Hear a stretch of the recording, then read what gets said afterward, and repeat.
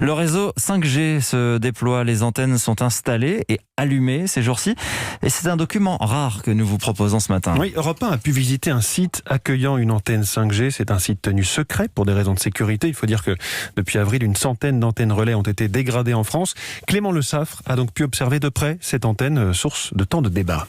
On a installé l'antenne à l'aide d'une grue. Faut pas avoir le vertige. Située sur le toit d'un bâtiment technique, l'antenne 5G culmine à une vingtaine de mètres du sol sur un grand pylône. Il a fallu une opération périlleuse pour l'installer et ajouter le nouveau réseau à ceux plus anciens. Jérôme Tricoire, ingénieur chez Orange. Donc sur la partie haute, on voit des grandes antennes qui abritent la 2G, 3G, 4G. Et en partie basse, sur ce site-là, on voit donc une autre antenne et c'est l'antenne 5G. Alors on appelle ça une antenne, mais ça ne ressemble pas du tout à une antenne. C'est juste un gros boîtier rempli d'électronique et d'où sortent d'innombrables câbles.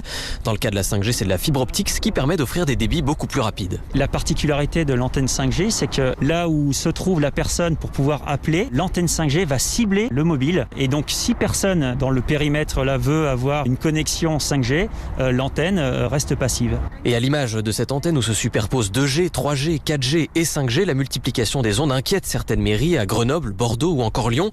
Les maires ont demandé aux opérateurs de ne pas activer la 5G avant la publication du rapport sur l'effet des ondes de l'ANSES, l'Agence nationale de sécurité sanitaire.